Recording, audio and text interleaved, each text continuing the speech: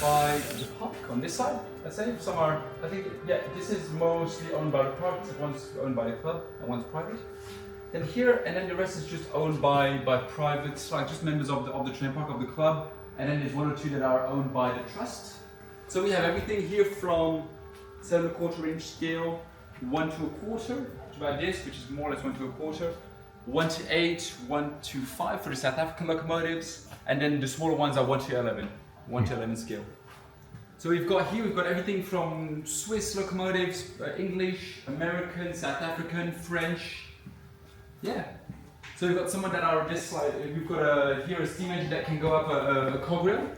This one will go up the cog. That one there? Yeah, it's got, you can see, actually this one drives. So if you go to Oberwald, which is in the very end of the state of Valais, this one drives. Actually, we're going to drive this one on Friday. Nice. With the real one, yeah. So it has the 2 cylinders in the middle, and so when you go up the cog rail, you open the valve, and then you drive with 2 regulators. So one just for the exterior, and then you can add some fresh steam in your middle cylinders. And then when you go down, you have to put it in reverse, and then you have to use let the pressure out of the cylinders while putting it in reverse, and then you have to go down while just keeping a certain level of pressure. Just to put it down. It's pretty cool. It's nice drive, but you will see. You will be quite nervous driving it. I've driven it a few times, and honestly, it's one of those things where if you go wrong, you will damage quite a bit of the train. You'll feel quite stupid. It's about 500,000, so you don't want to break it. No. Yeah, so that's why that. The 80s. So this was used to pull passenger trains. It's actually pretty nice. It's a German locomotive. In Switzerland, we have the 01202, which is being serviced in Meiningen right now in Germany. Boiler refit, but it's still right. And then this one is still ride at about 4 or 5 times a year. It's pretty nice to drive. And then here we've got a Royal Scots. The original Royal Scots were built in the 20s in England, and this was also built in the 20s. We found pictures of this very locomotive in 1928, of someone riding in this very locomotive in 1928. And it was the first 7¼ inch locomotive to be imported to Switzerland. Yeah, it's really cool. It's a pretty nice bit of history just here. And then we've got here a small 5-engine Evening Star. Evening Star being the last steam engine built, a steam engine built in the UK, for the UK. So the real one, you can see it in York. If ever you go to York in England, you'd see the real one. A4 Pacifics, the quickest steam engines on Earth. The Mallard, so this is Nigel Gressley, but the Mallard, so 4468 has the world speed record at 126 miles an hour. And then so it's a 3-cylinder. So it's got 2 outside cylinders and one middle cylinder. And then here we see this you'll see in the US, a Shay. Yeah. They're pretty cool. Actually, this one doesn't miss. Is missing a vertical cylinder. Normally they get 3 cylinders, but yeah, it's missing one. But this will still ride. It's slow as ever, but it's pretty efficient. I think it's got quite a bit of torque. It's pretty cool. Yeah. I've seen it once or twice ride. It's pretty fun. About that one, 407. Yeah, so that one's actually pretty cool as well. Yeah, this was actually imported by a man. One of the members, he passed away, but his son still comes. But yeah, it was imported from the US, and then it was driven here. Yeah, pretty nice. It's got a Vapeur type boiler, so it's pretty a bit different to drive. You know, it's got a big fire and quite a long firebox, but it's pretty nice. Very nice loco to drive. It's got a nice whistle. It's very big. Makes lots of noise. So on Sunday afternoon, when you come around the corner and you whistle, it will resonate against the mountain. The whole village will hear you. That's why I like annoying people. You know, just whistle really hard. It's outrageous. That's locomotives. Oh, that's good. 2-cylinder locomotives, and these 2 are 4-cylinder locomotives. So here you've got simple expansion, just normal, so like high pressure cylinders. B34, which is a Swiss loco, mixed traffic locomotive. Then this is the This was the last new build locomotive built for Switzerland in 1920. Quite quickly, Switzerland converted to electricity because we didn't have coal here. So this is 4 cylinders. So you've got your low pressure cylinders, and then you've got high pressure cylinders in the middle. So it's very good for pulling heavy loads with the many small wheels. It's got very good torque. And this one you can still see this one at in Lucerne at the Transport Museum, and actually I think still one is in at the base of the Gotthard. I will go sometimes up one of those steam engines. So I think it's in Brugg, this one. Then here you've got an A34. So there's none. So the 705 still exists, but this model, this type, this series, this was the A35 600s. They all got sold to the Netherlands actually after the war. So this specific layout of locomotives. We still have A35s, but not this model. This type, the way it was with the 462, and then with the big end to the front was sold to the Netherlands, who was in desperate need of motive power after the war. They got pretty badly bombed and invaded, and just during the war, it was pretty atrocious under German rule. But this is still in its original Swiss SBB layout. Also 4 cylinders with outside low pressure cylinders, inside low pressure. What's pretty fun actually, both of them have this ability, is when you start up, you'll put it in full forwards. So you'll put it like this, full forwards. And what happens is, right now all 4 cylinders will get fresh steam in it. So it's got really a lot of torque to pull itself out of the station with its big wheels.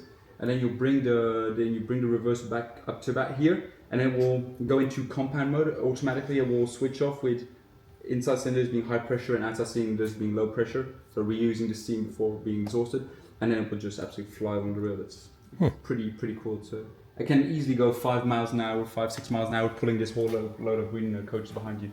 These coaches. So that's yeah. And then here we've got EC45, which was a train that drove in the north of Switzerland from Basel to the Jura region. It was quite powerful and small driving wheels, so really made to pull rather heavy loads along quite steep tracks. So actually, it arrived here in the park. It was bought last year. It arrived here in September of last year, no, August of last year. So it was, yeah. And then we've got American and South African locomotives on the other side. It's Boris, sorry. Some of it is, yes. So that's Boris's. That's from the Trust of the Train Park. That's Boris. There's basically a yacht that's made for long distance, heavy loads, brute power. Very powerful steam engine. You've got 4.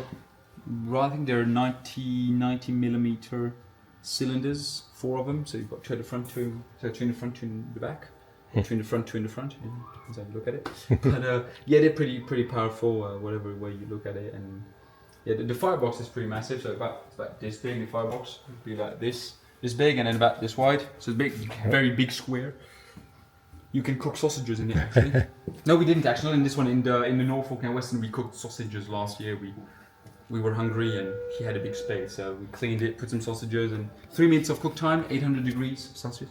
Fantastic. Good taste. Ever so slightly smoked. Yeah. Don't put the blower on too hard. No, come out so yeah. So here you've got a Berkshire of the Baltimore and Ohio Railway. The original kit was made by a Belgian man, and then it was bought by a Swiss who drove it here for many years, and he unfortunately passed away. And then he donated it to the trust, which means we have access to it. It's pretty cool. So we get to sometimes drive it. I think I drove it about 2 weeks ago with a few other members. We heated up and drove it. We installed a few years ago a water turbine at the bottom down there, a small silver turbine, which will pull the water from the tender and bring it to the water feed pumps. And so we can pump water into the boiler like that instead of just doing the injectors, because why not? Yeah. So I've got the 2 water pumps. They're pretty efficient, although, yeah, if you're pulling a heavy load, you will use more water than what they can pump. So it's always good to have your injectors. But it's a pretty nice bit of kit. Originally they were air pumps, but unfortunately they didn't work properly as air pumps. As water pumps, they do a very good job. And actually, you can see the same turbine is on the Norfolk and Western here. So we'll pour the water all the way to the pump here, and that will pump into the boiler as well. So that's yeah, it comes through here, with the exhaust being just here. Yeah. Oh no, wait. The exhaust is down here, sorry. So the Yeah. steam comes through here, is exhausted through here, and that's for the oil. And then yeah, it was just steam powered, and then just bring the water through all the way to here, and that will then bring it into the boiler. Through. Not exactly sure what we're doing, but water. Yeah. How'd you learn all this? Hmm? How'd you learn all this? Winters here, spent many hours working on it, and I just had a passion, I think, as well. And I spent a lot of time with the owner of this locomotive. We spent quite a lot of time down here, especially like in winter when we're working on it, on this one, that one. There's always stuff to work on, so you just learn at some point, and you research, and I guess at the end of the war. So these will really help to rebuild France. They've got many things which are typically American, like stokers instead of hand shovel. They've got self-cleaning ash pits. They've got, you know, the whole bells and whistles that Americans had obviously mastered because they had such big locos. Because Europe, especially England, more than France, but we're very traditional. So you'd ride from London to Edinburgh or to Glasgow, which is about 400 miles, and they'd ride that non-stop. The LNR, so on the East Coast, they had corridors in the tender, so they could switch it every 3 hours, 3.5 hour mark. But the West Coast didn't, and so sometimes you'd have a bloke who'd fired the whole way shovel from London all the way up to Edinburgh, which is about 12 tons of coal on a bad day, between 10 and 12 tons on a Duchess, like a big 460 Pacific. So yeah, you'd hate yourself doing it. So this is about this type of locomotive. You'd be burning from London to Edinburgh about 8 to 10 tons of coal. This because they drove on the flatter bit, but on the West Coast it was a bit more steeper, so they were going more for 10, 12 tons. But yeah, so yeah. So eigentlich in Bruck. Yeah, so there's one in Brook, near Zurich, there's one, oil fired, and then there's, so we've got two the Pacific, French Pacific, Swiss. That's pretty, that's very cool, quite some nice stuff. And I think the funnest bit on this whole is this here. This isn't air, this is just about here, there's a little exit. And what you can do in it is put a whistle, right, like a real train whistle, about as big, and then you go like that. And you will whistle the whole. Well, we didn't install the whistle, but you can whistle when a train comes by, and will make a lot of noise, and everybody will hate you for it. And we can't do it too often, otherwise we might have the cops coming around. That's an option, you know. So yeah, they wanted to have a laugh, so they had a laugh when they built this. So yeah.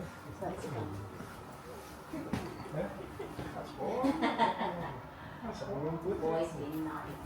Oh, as usual.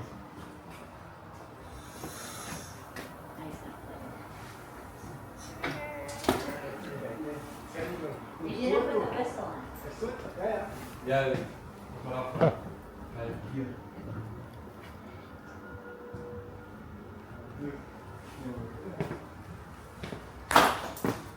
Everything alright? Yep, let's hit the track. Oh, there's a little Pacific.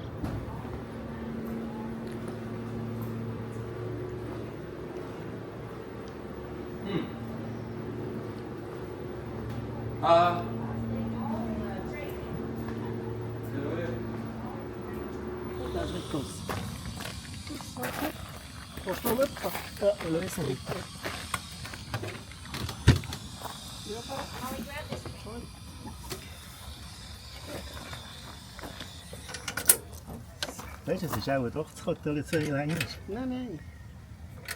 Ja? Ha?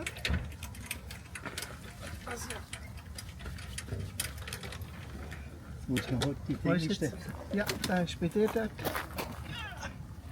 Nee, du hast ja. Schau mal, wie viel Weg das da ja hast. Da hängt mehr wieder gut. Das musst du vorne noch holen.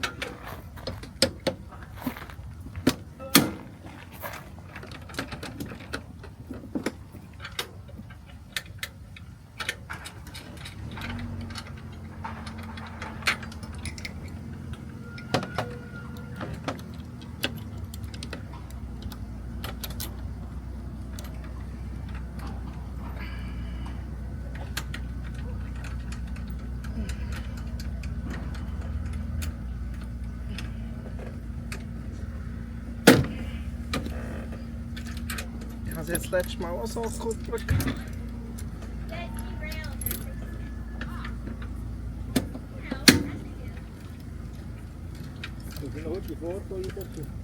Ja. Hallo. Hallo. Was ist passiert? Rausgefallen. Wo?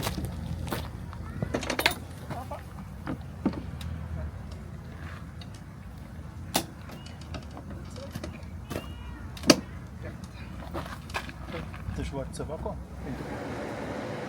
And so then at the top, within the roof, there's there's like a piece that rotates just above this that will change the lighting. So I can make the room completely dark, or open it having natural light. You can have natural light. Yeah. There where we sit in the floor. Yeah. Oh, that's the glass. Yeah. The glass. I was wondering what that was. Yeah. So now it's dark. Now it's full dark. Well, I hope you enjoyed our little tour of the Swiss Vapor Park here in Switzerland. It's been an absolutely fantastic day. We want to thank our hosts here at the Swiss Vapor Park for showing us around and giving us the VIP treatment. We had a chance to sit up on one of their observation areas and look out across the lake and have some lovely Swiss wine and cheese and an assortment of dried meats. Wonderful, wonderful way to spend the day here. So, want to thank you all for tuning in to our channel and watching us. Remember to, please, if you can, follow us on YouTube and like us on Facebook. And if you have any questions or anything, don't hesitate to reach out and contact me at Hawley, Hawley, at trainlee.com. So I'm Holly McLean for Train Lee TV, and until next time, hey, thank you for watching.